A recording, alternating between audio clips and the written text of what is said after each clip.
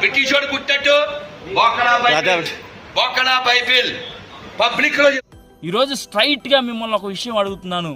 మరి పెద్దలు మత ఉన్మాదతో మత పిచ్చితో ఉన్నటువంటి కరుణాకర్ గారిని, రాధా మనోహర్ దాస్ గారిని, తర్వాత వివేకం లేనటువంటి మన లలిత్ గారిని ఈరోజు నేను స్ట్రైట్గా అడుగుతున్నాను.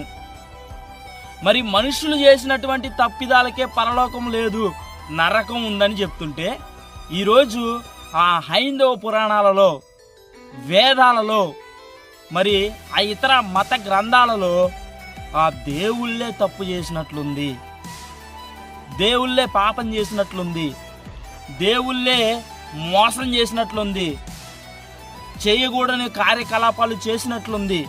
వీటికి ఏమని వివరణ ఇస్తారు మీరు? ఈరోజు బైబిల్ భూత పురాణం అని మీరు మాట్లాడుతున్నారు కదా, వాటికి మీరు ఏమని వివరణ